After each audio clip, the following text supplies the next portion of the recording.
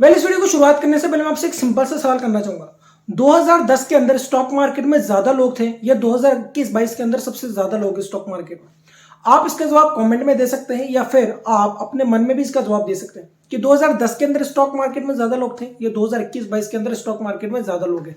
ज्यादा लोग होने से मतलब है कि ज्यादा पैसा स्टॉक मार्केट में हो। अब आप इस सवाल को ध्यान रखिएगा क्योंकि एंड के अंदर ये सवाल आपको बहुत इंपॉर्टेंट चीज बताने वाला है कि एलआईसी के आईपीओ के अंदर आपको लिस्टिंग इन मिलेगा या नहीं मिलेगा, या हम ये भी कह सकते हैं कि एलआईसी का आईपीओ सक्सेसफुल होगा या नहीं होगा। तो अब इस वीडियो को शुरू करते हैं। नमस्कार दोस्तों, मैं हूं अमन प्रजापत। शुरू करते हैं इस वीडियो को शुरुआत हम सीधे पॉइंट से करते हैं और मैं आपको 5 पॉइंट यानी कि 5 पी बताना चाहूंगा। अगर वो किसी आईपीओ के अंदर दिख जाते हैं, खासतौर पर अगर एलआईसी के आईपीओ के अंदर वो दिखाई देते हैं, तो वो डेफिनेटली आपको लिस्टिंग गेन जरूर बनाकर देंगे। और इसके बाद मैं आपको बहुत सारे एग्जांपल्स देना चाहूंगा। चूंकि एलआईसी का आईपीओ सबसे बड़ा आईपीओ होने वाला है अब तक का, तो इसकी तुलना हम बड़े आईपीओ के साथ करेंगे। याद रखिएगा, अगर आपने इन एग्जांपल्स को समझ लिया ना, तो आप बहुत बहुत बहुत ज्यादा इंपॉर्टेंट चीज समझ जाएंगे लिस्टिंग गेन के अंदर। याद रखिएगा। तो अब इस वीडियो को शुरू करते हैं। सबसे पहले बात करते हैं पहले पी यानी कि प्राइस रेंज की। देखिए, प्राइस रेंज जो होता है ना, वो किसी भी आईपीओ के अंदर बहुत ही ज्यादा इंपॉर्टेंट रोल अदा करता है। मैं आपको सिंपल बात बता देता हूं। यहाँ पहली कंडीशन ये है कि आपका प्राइस रेंज जो है ना कम होना चाहिए।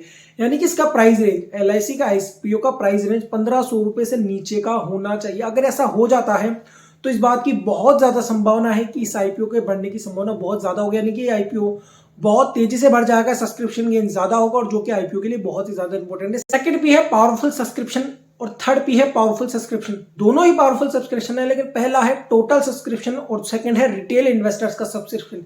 अब इस सब्सक्रिप्शन मॉडल को मैं आपको एग्जांपल से समझाना चाहूंगा। मान लीजिए कि दो व्यक्ति हैं और दोनों ही चॉकलेट का बिजनेस करते हैं। अब वो दोनों ही नई चॉकलेट्स लॉन्च करते हैं। अब होता क्या है, वो सबसे पहले उन चॉकलेट्स की प्री बुकिंग लॉन्च कर देते हैं।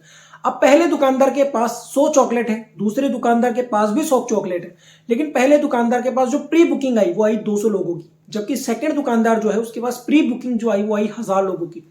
लेकिन चॉकलेट तो केवल 100 लोगों को ही मिलेगी। ठीक है, तो ये समझ लेते हैं कि पहले 100 लोगों को वो चॉकलेट मिल गई। अब पहले दुकानदार के पास 100 ऐसे लोग अभी भी हैं जिनके पास अभी तक वो चॉकलेट नहीं आई है। इसी तरह जो सेकंड दुकानदार है उसके पास भी अभी 900 लोग ऐसे हैं जिनके पास वो चॉकलेट नहीं आई। इसका मतलब जब बाजार में और चॉकलेट्स वो लेकर आएंगे, तब उन 900 लोग और उन 100 लोगों के खरीदने की संभावनाएं ज्यादा रहती है। इसका मतलब ये कि अगर किसी आईपीओ के अंदर बहुत ज्यादा सब्सक्रिप्शन गेन आ जाता है, और चूंकि लॉट तो एक सीमित लोगों को ही मिलेगा, तो जिन लोगों के पास एलआईसी का आईपीओ का लॉट नहीं आएगा वो एलआईसी के शेयर खरीदेंगे। एलआईसी का शेयर लिस्ट होगा, और जब एलआईसी का शेयर लिस्ट होगा तो और जब लोग उसको खरीदेंगे तो शेयर की डिमांड बढ़ेगी, जिससे शेयर का प्राइस बढ़ेगा और लिस्टिंग गेन मिलने की संभावनाएं बहुत ज्यादा बढ़ जाएगी। तो याद रखिएगा, सब्सक्रिप्शन मॉडल बहुत ही ज्यादा इंपॉर्टेंट होता है। फोर्थ पी की बात करते हैं, पावरफुल फंडामेंटल। कंपनी का फंडामेंटल हम पहली 2 वीडियो के अंदर डिस्कस कर चुके हैं। कंपनी का फंडामेंटल अच्छा है। अगर आपने वो दोनों वीडियो नहीं देखी तो उन दोनों वीडियो का लिंक डिस्क्रिप्शन में, उसमें मैंने आपको बताया कि लॉन्ग टर्म के अंदर एलआईसी का फ्यूचर अच्छा नहीं है। लेकिन अगर हम शॉर्ट टर्म की बात करते हैं तो उसे हम इस वीडियो में देख रहे हैं कि क्या हमें लिस्टिंग इन मिलेगा या नहीं मिलेगा। अब हम बात करते हैं फिफ्थ पी की। फिफ्थ पी का नाम है पावरफुल हाइप। अगर एलआईसी के आईपीओ की हाइप बहुत ज्यादा है और वो हाइप हमें दिखाई भी दे, तो ये समझ लीजिए कि इस आईपीओ के अंदर आपको डेफिनेटली लिस्टिंग इन मिलेगा। अब हम समझते हैं एग्जांपल्स की ओर सीधा। तो सबसे पहले एग्जांपल हम लेते हैं पेटीएम का एग्जांपल।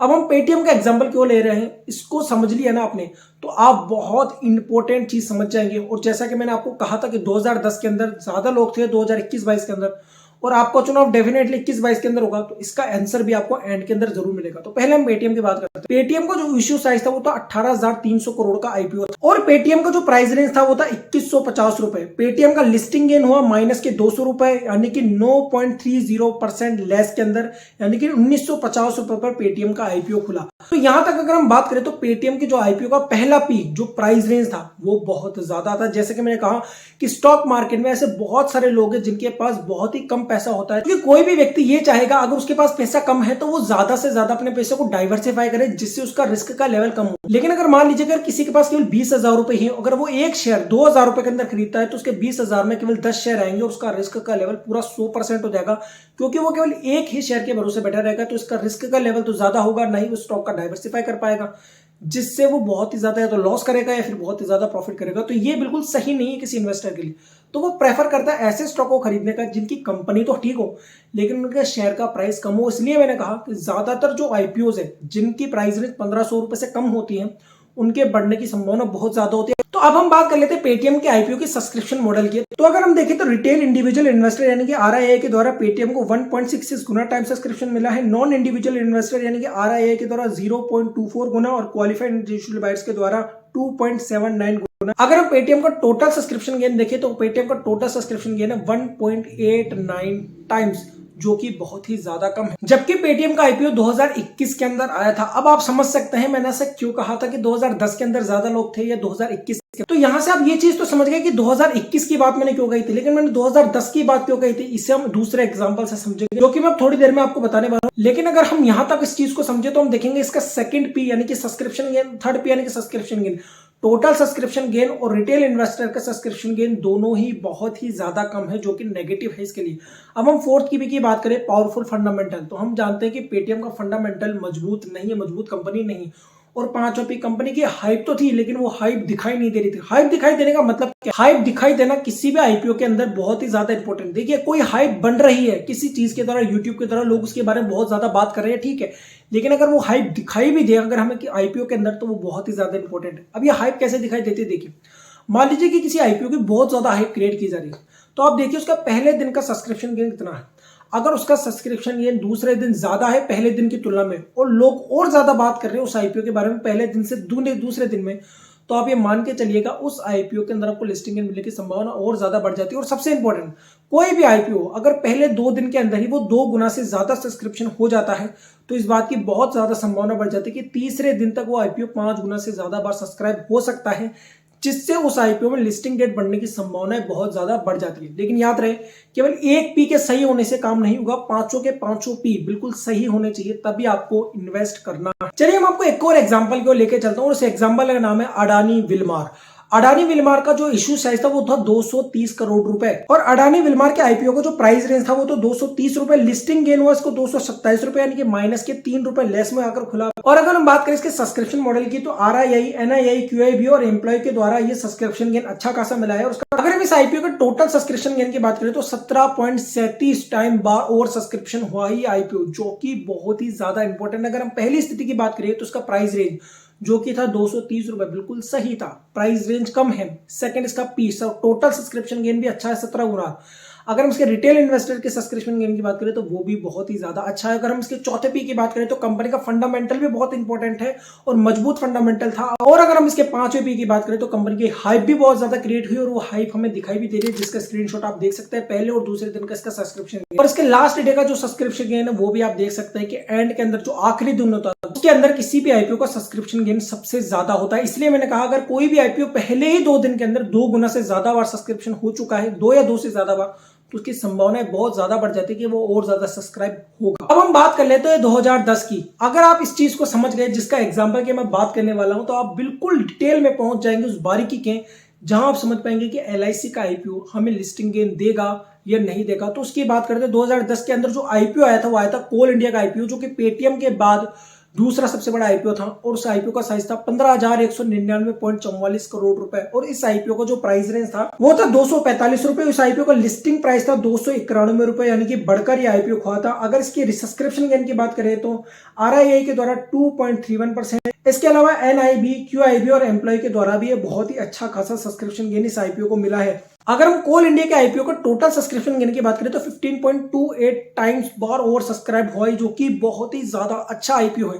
अब मैं आपको बताता हूं, पेटीएम का आईपीओ और कोल इंडिया का आईपीओ के अंदर ज्यादा बड़ा अंतर देखने को नहीं मिलता, दोनों ही बड़े आईपीओ है। लेकिन कोल इंडिया का आईपीओ 15 बार ज्यादा बढ़ चुका था, जो कि इतना ही बड़ा आईपीओ था, वो भी 2010 के अंदर। तो पेटीएम का आईपीओ ज्यादा इससे बड़ा नहीं था, इससे दुगना नहीं कह सकता मैं आईपीओ। हाँ, पेटीएम का आईपीओ बड़ा था, लेकिन इतना बड़ा भी नहीं था। तो अगर पेटीएम का आईपीओ 1.89 टाइम्स से बढ़ा, तो इसका मतलब है कि कंपनी जो वैल्यूएशन मांग रही थी पेटीएम की, वो वैल्यूएशन मार्केट को सही नहीं लग रही है। जब मार्केट को कोई चीज सही नहीं लगती तो उसका परिणाम आप देख सकते हैं कि पेटीएम का जो शेयर प्राइस है उसका 52 वीक लो 521 रुपए पे आ गया था। 2100 रुपए का शेयर 521 रुपए पे आ गया, जो कि बहुत ही इंपॉर्टेंट चीज है अगर आप इसे समझ सकते हैं। तो इसलिए अगर आपको ध्यान रखिएगा, अगर ये पांचों पी बिल्कुल सही नहीं बैठ रहे हैं एलआईसी का आईपीओ के ऊपर, तो आपको उस आईपीओ में इन्वेस्ट नहीं करना है। अब मैं आपको बताना चाहूंगा कि आपको करना क्या है एलआईसी के आईपीओ में। सबसे पहले आपको देखना है कि इसका जो प्राइस रेंज है वो कम होना चाहिए, 1500 रुपए से कम होना चाहिए एलआईसी के आईपीओ का प्राइस रेंज। सेकंड चीज जो आपको इस आईपीओ के अंदर देखनी, चूंकि एलआईसी का आईपीओ सबसे बड़ा आईपीओ होने वाला, तो आपको ये ध्यान देना कि आखिरी दिन से एक दिन पहले तक ही आईपीओ कम से कम एक बार ये आईपीओ और सब्सक्राइब हो जाना चाहिए। अगर ये आईपीओ कम से कम एक बार भी और सब्सक्राइब हो जाता है अपने लास्ट डे से पहले, तो इस बात की बहुत ज्यादा संभावना हो जाएगी कि आपको इस आईपीओ में लिस्टिंग गेन। और दूसरी बात, इस आईपीओ के अंदर जो रिटेल इन्वेस्टर का सब्सक्रिप्शन गेन है वो भी कम से कम 2 से 10 गुना तक होना चाहिए। अगर ऐसा हो जाता है तो जिस दिन ये आईपीओ लिस्ट होगा उसके बाद भी इसकी प्राइस बढ़ने की संभावना बहुत ज्यादा बढ़ जाएगी, क्योंकि जो कि मैंने बताया रिटेल इन्वेस्टर सबसे इंपॉर्टेंट रोल अदा करते हैं लिस्टिंग डे वाले दिन और उसके बाद वाले दिनों के अंदर। और तीसरी बात जो इस आईपीओ के अंदर आपको ध्यान रखने की, जो भी हाइप है वो अगर हमें दिखाई भी दे पहले दिन और दूसरे दिन के सब्सक्रिप्शन गेन के अंदर, लास्ट डे से पहले पहले जो भी आईपीओ का सब्सक्रिप्शन गेन है उसके अंदर अगर ये बढ़ती हुई दिखाई दे रही है, तो इसका मतलब है कि जो भी हाइप बाजार के अंदर है वो वास्तव में दिखाई दे रही है। और जब हाइप दिखाई देने लग जाए तो इसका मतलब ये है कि इस आईपीओ के सब्सक्राइब होने की संभावना बहुत ज्यादा बढ़ जाएगी, जिसका मतलब है कि इस आईपीओ के अंदर आपको लिस्टिंग गेन के मिलने की संभावना भी बहुत ज्यादा होगी। तो ये मेरा एनालिसिस था एलआईसी के आईपीओ के ऊपर। तो इस 5P स्ट्रेटजी को आप जरूर यूज कीजिएगा। ये वीडियो आपको कैसे लगी मुझे कमेंट करके जरूर बताइएगा। इस वीडियो से कुछ नया सीखने मिला, इस वीडियो को लाइक कीजिएगा, शेयर कीजिएगा, इस चैनल को सब्सक्राइब कीजिए और किस टॉपिक पे आप वीडियो देखना चाहते हैं उसे भी कमेंट करके जरूर बताइए। और इन्वेस्टिंग से जुड़ी हुई इसी तरह की वीडियो को लॉन्ग रन तक देखने के लिए चैनल को जरूर सब्सक्राइब कीजिएगा। Thank you so much.